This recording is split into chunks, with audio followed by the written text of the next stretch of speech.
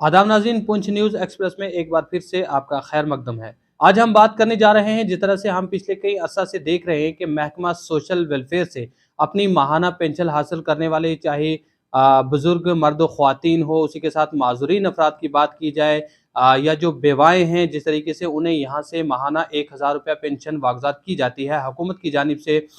जो स्कीम चलाई गई थी, जिसके तहत इन्हें जो अपनी दस्तावेज़ात जमा करवानी थी, और सभी ने अपनी दस्तावेज़ात जमा करवाने के बाद जो सैंक्शन लेटर उन्हें मिल पाए, और उसके बाद उनकी माहाना पेंशन जो है उनके खाता में वागज़ार होनी शुरू हो चुकी है। लेकिन इस दौरान में हम देख रहे हैं, जहाँ पिछले कई अरसा से अवाम की जो शिकायत मिल रही थी, उनका इज़ाला भी किया गया है, लेकिन उसी के साथ-साथ अवाम को माहाना पेंशन मिलने में कोई दिक्कत और दुश्वारी ना पेश आए, इसके लिए भी महकमा की जानिब से लगातार कोशिश की जा रही है। हमारे साथ मौजूद है महकमा सोशल वेलफेयर के ज़िला सोशल वेलफेयर ऑफिसर मोहिंदर पाल। इन्हीं से बात करेंगे और जानने की कोशिश करेंगे कि जो पेंशन की शिकायत मौसूल हो रही है कि अभी तक उनकी पेंशन वागज़ार नहीं हो रही है, तो इसकी क्या वजूहत है? जी सर, सबसे पहले आपका बहुत-बहुत शुक्रिया हमारे साथ जुड़ने के लिए। जी, शुक्रिया हमज़ा। जी। सर, जिस तरीके से मैंने तफ़सीलन अपने नाज़रीन तक ये बात पहुँचाई है, जहाँ आपकी जानिब से लगातार ये कोशिश की गई और अवाम की सहूलियात को यकीनी बनाने के लिए आपने काफ़ी आसानियाँ पैदा की। इसमें कोई दोहराई नहीं है कि आपकी जानिब से, जब से आपने यहाँ का ओहदा सँभाला था, अमूमन पहले अवाम की जानिब से काफ़ी एहतजाज किए जा रहे थे, लेकिन उसके बाद जिस तरीके से आपने यहाँ का जो सिस्टम है, यानी ये यहाँ का जो निज़ाम है, उसको दुरुस्त करने में यहाँ के जितने भी मुलाज़मीन हैं, उनके साथ मिलकर जो है काफ़ी बेहतरी और आसानी पैदा की। मैं जानना चाहूँगा, जहाँ इस वक़्त पेंशनर्स की बात की जाए, जितने भी पेंशन माहाना पेंशन हासिल कर रहे हैं, वो तो खुश है, लेकिन कई ऐसे भी हैं जिन्हें पेंशन के जो सैंक्शन लेटर मिल चुके हैं, लेकिन उसके बावजूद ये सुनने में आता है और काफ़ी देखने को मिलता है, और कई बार लोग हमें ये बताते हैं कि उनकी पेंशन आज तक जो है वागज़ात नहीं हो पाई है। मैं जानना चाहूँगा, इसकी क्या वजूहात हैं कि उनके खाता में पेंशन क्रेडिट नहीं हो रही है? आखिर कुछ ना कुछ तो इसके कारण होंगे जो यहाँ पे आपके सामने आते होंगे। जी, नाज़रीन तक ये बात रखेंगे। जी, सबसे पहले मैं आपको बताऊँ कि जो ISSS जिसको इंटीग्रेटेड सोशल सिक्योरिटी स्कीम, जी, जो पेंशन है, इसमें 3 किस्म की 4 किस्म की पेंशन है, जिसमें ओल्ड एज पेंशन है, विडो पेंशन है, दिव्यांगजन पेंशन और ट्रांसजेंडर पेंशन। ये जो पेंशन, ये 2022 में ये ऑनलाइन मोड पे हो गई थी। सितंबर 2022 से ये ऑनलाइन मोड में हो गई थी। तो उसमें थोड़ा-सा, क्योंकि नंबर बहुत ज़्यादा था, हमारा 50,000 के ऊपर था, तो इस दौरान हमने अभी तक जो ऑनलाइन पोर्टल पे 53,000 जी, जो पेंशन जो है सैंक्शन की है, और वो सैंक्शन लेटर मिले हैं बेनिफिशरीज़ को। इसमें सबसे पहला जो इश्यू मैं आपको बता दूँ, जैसे आपने कहा कि सैंक्शन होगी। हालाँकि हमें थोड़ा-सा शुरू में टाइम लगा कि जब एकदम से हमारे पास फॉर्म आए, तो थोड़ा हमें समय लगा। लेकिन आज की तारीख में मैं आपको बता दूँ कि हमें, हालाँकि पब्लिक सर्विस गारंटी एक्ट में 30 दिन का टाइम है, लेकिन हम कभी भी वेट नहीं करते। हम रोज़ के रोज़ ही, जो हम तहसील लेवल पे पहले फॉर्म जाता है, वहाँ से हम ये इंश्योर करते हैं कि जो हमारे तहसील सोशल वेलफेयर अफ़सर हैं, वो रोज़ शाम को जो पोर्टल अपना क्लियर कर दें। जितने भी एप्लीकेशन फॉर्म उनके पास 1 दिन में आते हैं, चाहे चाहे 10 हैं, चाहे 20 हैं। इस तरीके से मेरे डिस्ट्रिक्ट लेवल पे जब ये फॉर्म आते हैं, वो उसी दिन आ जाते हैं, और हम कोशिश करते हैं कि एक ही दिन में जो ये पेंशन हम यहाँ से सैंक्शन कर देते हैं। क्योंकि हम रोज़ इंश्योर करते हैं कि शाम को ये वाला पोर्टल हमारा ज़ीरो शो करे। जितने भी फॉर्म हो, हम उनको जो सही होते हैं वो फॉर्म हम आगे भेज देते हैं, जिनमें कुछ कमी होती है तो वो इन्फॉर्म कर देते हैं कंसर्न बेनिफिशियरी को, ताकि वो अपने जो डेफिशिएंट डॉक्यूमेंट है वो लगा सके। ऑन एन एवरेज 40 और 100 के बीच में जो रोज़ हमें एप्लीकेशन फॉर्म आते हैं, वो रोज़ ही सैंक्शन होते हैं।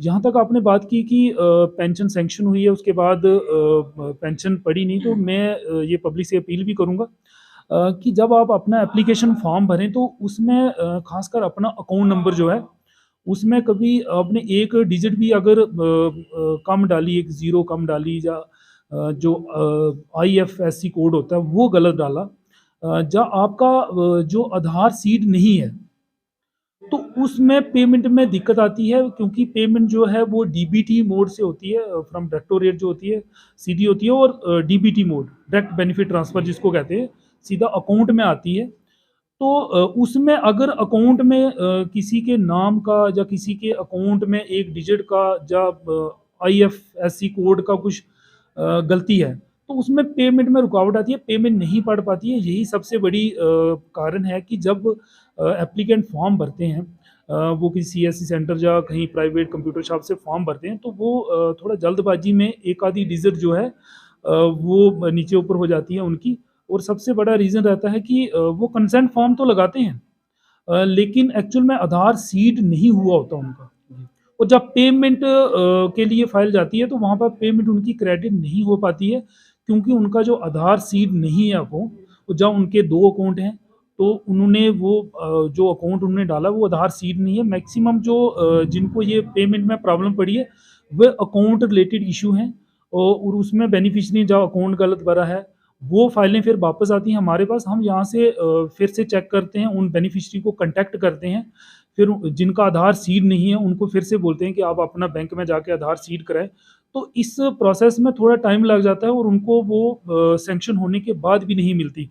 जिनके अकाउंट सही है, उनके आधार सीड है, उनके सैंक्शन के नेक्स्ट मंथ से उनको पेमेंट जो है आनी स्टार्ट हो जाती है।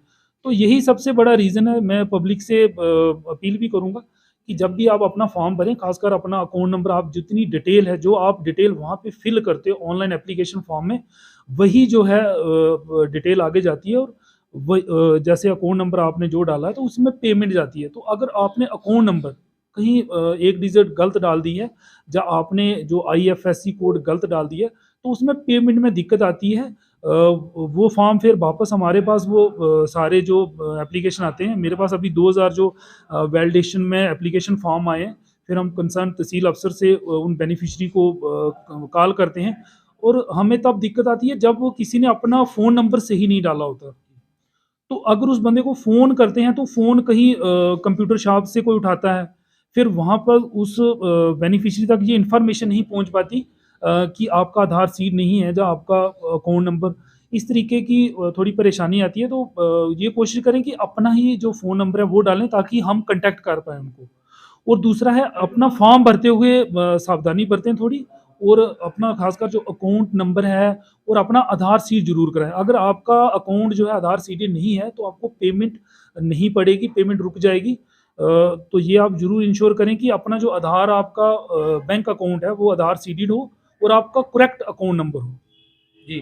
सर मैं ये भी जानना चाहूँगा जिस तरीके से आपने बताया कि तकरीबन 2000 के करीब ऐसे बेनिफिशरीज़ हैं जिनकी ऐसी जो है कमियाँ सामने आई हैं। मैं ये जानना चाहूँगा जब फॉर्म ऑनलाइन किया जाता है क्या-क्या कमी है सबसे ज़्यादा? जिस तरीके से आपने बताया कि कई अकाउंट डिजिट जो है वो गलत हो जाते हैं या कहीं आईएफएससी कोड तो किस तरीके की जो गलतियाँ जो आप क्योंकि यहाँ पे वेरीफ़ाई करते हैं तो किस तरीके की गलतियाँ वहाँ पे देखने को मिली हैं जो वर्डिंग जो है वहाँ पे गलत होती है? सबसे पहले मैं डॉक्यूमेंट थोड़े बता दूँ कि जो ऑनलाइन पेंशन के लिए डॉक्यूमेंट, सबसे पहले ओल्ड एज पेंशन की बात करें, तो उसमें सबसे पहले आधार कार्ड है, और एज है। एज सर्टिफिकेट उनका कंसर्न जो डेट ऑफ बर्थ स्कूल का हो सकता है, किसी म्युनिसिपैलिटी का एसएचओ का। उसके अलावा अगर ऐसा नहीं है उनके पास, तो मेडिकल बोर्ड का जो एज है सर्टिफिकेट, वो भी चलेगा। उसमें एज जो मर्द की एज जो है वो 60 से ऊपर होनी चाहिए, और जो फीमेल है औरतों की 55 से ऊपर होनी चाहिए, 55 या 55 से ऊपर होनी जी। चाहिए ओल्ड एज पेंशन में। इसके अलावा उन्होंने अपना राशन कार्ड जो उनका है पीएचएच या एएवाई ही होना चाहिए। इसमें इसके अलावा उन्होंने अपना जो बैंक पासबुक है, वो वाला बैंक पासबुक का जो फ्रंट वो पेज है जहाँ पे अकाउंट नंबर लिखा रहता है वो, और एक उन्होंने एफिडेविट जो है और कंसेंट फॉर्म, जी। तो ये वाले डॉक्यूमेंट उन्होंने ऑनलाइन करना है। डिसेबिलिटी पेंशन में, दिव्यांगजन पेंशन में एज की कोई बार नहीं है, उसमें कोई भी एज हो सकती है। तो इसके अलावा पीएचएच एवाई के अलावा जो एनपीएचएच राशन कार्ड होल्डर हैं अंडर दिव्यांगजन जी। डिसेबिलिटी पेंशन, तो वो फॉर्म भर सकते हैं। विडो में एज जो है पहले 40 ईयर थी, लेकिन अब जो है मैरिजेबल एज है वो 18, और उससे ऊपर की कोई अगर विडो है, तो वो ये विडो पेंशन में फॉर्म भर सकती है। तो बाकी वाले डॉक्यूमेंट यही हैं। इनमें पीएचएच एवाई राशन कार्ड है ओल्ड एज और विडो पेंशन के लिए, एनपीएचएच एवाई और पीएचआई राशन कार्ड है डिसेबिलिटी या दिव्यांगजन पेंशन के लिए। तो इसमें जैसे आपने डॉक्यूमेंट की बात की, जैसे उनका राशन कार्ड होता है, तो हम आरसीएमएस पोर्टल पे वेरीफाई कर लेते हैं, क्योंकि हमारे पास कुछ ऐसे एप्लीकेशन फॉर्म भी आते हैं जो ओल्ड एज में सपोज उनका एनपीएचएच होता है, लेकिन वो कंप्यूटर की मदद से वो पीएचएच वो टेम्परिंग। टेम्परिंग करके शो करते हैं, लेकिन हम वेरीफाई करते हैं पीडीएस पोर्टल है, ई-पीडीएस पोर्टल है, वहाँ पर हम उनका राशन कार्ड नंबर डालते हैं तो उनकी डिटेल आ जाती है। उसके अलावा अगर उनका कोई पुराना राशन कार्ड उन्होंने डाला हुआ है, तो हम आरसीएमएस एक पोर्टल है, वहाँ से हम उसका आधार नंबर डाल के ये वेरीफ़ाई कर सकते हैं कि वाक़ई ये जो बेनिफिशियरी है, ये पीएचएच, एएवाई या किस कैटेगरी से बिलॉन्ग करता है, या एनपीएचएच राशन कार्ड है उसका। तो ये चीज़ हम इंश्योर कर पाते हैं। उसके अलावा उनका जो फॉर्म उन्होंने जो फिल अप करना होता है, उसमें उन्होंने अपना नाम के अलावा उनकी जो बैंक डिटेल है, जैसे उनका अकाउंट नंबर है, आईएफएससी कोड है, ये सारी चीज़ें भरनी होती हैं। तो उसमें सबसे ज़्यादा प्रॉब्लम आती है कि जब अकाउंट नंबर भरा जाता है, उसमें सबसे ज़्यादा ये जो केस आप बोल रहे हैं कि जिनको पेमेंट में दिक्कत आई है, उनको पेमेंट में दिक्कत इसी वजह से आई है क्योंकि उन्होंने फॉर्म भरते हुए ना कहीं अपना अकाउंट जो है गलत भरा है, और हमारे पास कोई ऑप्शन नहीं होता हम एडिट करने का, और हम इस चीज़ के ऊपर अगर उनका केस रिजेक्ट करेंगे तो भी ह्यू एंड क्राई होती है कि सिर्फ एक डिजिट गलत डाला था तो हमारा फॉर्म रिजेक्ट हो गया, और हम एडिट नहीं कर पाते हैं। बहरहाल उनको पेमेंट जो है तुरंत जो है नहीं मिलती है, वो फिर वैलिडेशन में वापस आते हैं। तो फिर हमें फिर से उनके अकाउंट नंबर या कभी-कभी आधार सीड नहीं होता है, तो उसमें बेनिफिशियरी को कॉल करके ये बोलना पड़ता है कि आप बैंक में जाएँ और अपना आधार सीड करवाएँ। हालाँकि उन्होंने कंसेंट फॉर्म लगाया होता है, वो कैसे मैनेज करते हैं ये भी एक क्वेश्चन है, क्योंकि बड़े सारे बेनिफिशियरी मैंने देखा कि उन्होंने कंसेंट फॉर्म लगाया है, वहाँ पे स्टैम्प है, लेकिन एक्चुअल में जब पेमेंट का मसला आता है तो आधार सीड नहीं है। शायद उन्होंने जल्दबाज़ी में फॉर्म अपना उठा के वापस ले आए हैं, वो आगे जो प्रोसेस करनी थी उन्होंने आधार सीड वाली वो नहीं की है, सिर्फ़ वो स्टैम्प लगवा के ही वापस जल्दबाज़ी में उन्होंने फॉर्म भर दिया है। तो ये इंश्योर कराएँ कि आपका जो आधार है, आपका अकाउंट है वो आधार सीड होना चाहिए, और आपका जो डिटेल है, जितनी भी डिटेल है जो ऑनलाइन एप्लीकेशन फॉर्म में, वो सही तरीके से भरी हो, ताकि पेमेंट में कोई दिक्कत ना आए। जिनकी डिटेल सही है, बिल्कुल सही है, उनको नेक्स्ट मंथ से जो है पेमेंट पड़ना स्टार्ट हो जाती है। जी, आखिर में ये भी जानना चाहूँगा जिस तरीके से आपने बताया कि 2000 के करीब ऐसे बेनिफिशियरीज़ हैं जिनकी वैलिडेशन लिस्ट आपके पास पहुँची है और उनसे आप जो है राब्ता कायम करते हैं और कॉन्टैक्ट करके जो है उन्हें कहा जाता है कि आपकी ये कमी है आपके डॉक्यूमेंट में, आप इसको दुरुस्त करवा लीजिए। तो जिस तरीके से आपने ये भी बताया कि कुछ ऐसे भी हैं जिनके मोबाइल नंबर जो है वो कई मरतबा नॉट रीचेबल होते हैं या कई ऐसे हैं जो नंबर सही नहीं, तो उनसे किस तरीके से आप राब्ता जो है वो कर पाते हैं? मैं ये भी जानना चाहूँगा। जी। एक तो जैसे किसी का जैसे मैंने बोला कि 1-2 डिजिट का फ़र्क होता है, तो वो हम फिर से फॉर्म उसका चेक करके हम खुद भी ठीक कर सकते जी। हैं। लेकिन कुछ चीज़ें ऐसी हैं, जैसे किसी का जो बैंक अकाउंट है वो बताता है कि वो इनएक्टिव है। जी, जी। वो कंसर्न बेनिफिशियरी ही एक्टिव करवा सकता है, उसको बैंक में विज़िट करनी पड़ेगी, जहाँ किसी का आधार सीड नहीं है। तो इन केसों में हमें उस बेनिफिशियरी को कॉन्टैक्ट करना बहुत ही ज़रूरी हो जाता है, ताकि वो उस तक ये बात पहुँचे और वो जल्द से जल्द अपना जो बैंक में जाकर ये वाले वो ठीक करवा ले। अगर माइनर मिस्टेक है, सपोज़ कहीं आईएफएससी कोड गलत है, वो हम खुद भी पता कर सकते हैं। उसमें हम बेनिफिशियरी को फ़ोन नहीं भी करते हैं, क्योंकि हम सारे बैंकों के ऑनलाइन जो देख लेते हैं कि किस ब्रांच का कौन-सा आईएफएससी कोड है, वो हम करेक्ट करके खुद भेज सकते हैं। अकाउंट नंबर भी अगर उन्होंने बैंक पास बुक का वो साफ पेज है, तो वहाँ से हम देखकर वो चढ़ा सकते हैं। लेकिन कुछ मसलों में हमें बेनिफिशियरी तक पहुँचना ज़रूरी होता है, वो जैसे होते हैं कि किसी का आधार सीड नहीं है। अगर किसी का आधार सीड नहीं है अकाउंट, तो उसमें उस बेनिफिशियरी को खुद ही बैंक में जाना है। हुँ। ऐसे मसले जहाँ किसी का अकाउंट बोल रहा है कि इनएक्टिव है, किसी वजह से इनएक्टिव हो गया, ऐसे मसलों में उन बेनिफिशियरी को कॉन्टैक्ट करना बहुत ज़रूरी हो जाता है। हम अपने कंसर्न तहसील सोशल वेलफेयर ऑफिसर को भेजते हैं। अगर वो कॉन्टैक्ट नहीं कर पाते हैं उस बेनिफिशियरी को, तो वो नज़दीकी जैसे सरपंची थे, अभी तो उनका टेन्योर खत्म हो गया है। तो फिर भी जो उनके गाँव के जो कुछ लोग हैं, उनसे पता करने की कोशिश करते हैं, राब्ता करने की कोशिश करते हैं कि इस नाम का बंदा इस गाँव में है, तो उसका एड्रेस होता है। तो हमें थोड़ी दिक्कत तो होती है, क्योंकि किसी दूसरे पर्सन का नंबर लेके फिर उसको ये संदेशा पहुँचाना पड़ता है कि आपका ये मसला, आप काइंडली अपना इनएक्टिव अकाउंट था, आप अपना अकाउंट एक्टिव करवाएँ, नहीं तो आपको ये पेंशन में दिक्कत आ रही है, या आपका जो अकाउंट है वो आधार सीड नहीं है। तो थोड़ी दिक्कत आती है, लेकिन मैनेज हो जाता है। इस प्रोसेस में थोड़ा टाइम लग जाता है। मैनेज तो हो जाता है, लेकिन टाइम लग जाता है, और फिर लोगों की ये कंप्लेंट रहती है कि हमें टाइमली जो पेंशन नहीं पड़ी है। तो इसका सबसे बड़ा रीज़न यही है कि वो अपनी डिटेल्स जो है वो उन्होंने सही नहीं भरी, और उनका अकाउंट में कुछ प्रॉब्लम थी, या आधार सीड नहीं था। सर यकीनन इसमें कोई शक नहीं है कि अगर हम देखें तो आपके महकमा में वही अफ़राद हैं जो गरीब-गुरबा ख़ानदान से ताल्लुक़ रखते हैं, बिलख़ुसूस देखा जाए तो माज़ून अफ़राद, बेवाएँ जो मुस्तहिक़ अफ़राद हैं, वो ही यहाँ से माहाना पेंशन हासिल करते हैं। मैं ये भी जानना चाहूँगा जिस तरीके से हम अमूमन देखें, जैसा कि आपने बताया, हम सब जानते हैं कि 2022 दिसंबर के बाद जिस तरीके से ऑनलाइन का ये प्रोसेस शुरू किया गया, तो उसके बाद आवाम को काफ़ी दिक्कत और परेशानियाँ भी झेलनी पड़ी, लेकिन आहिस्ता-आहिस्ता जो है अवाम ने वो अपने दस्तावेज़ात मुकम्मल करवा लिए थे।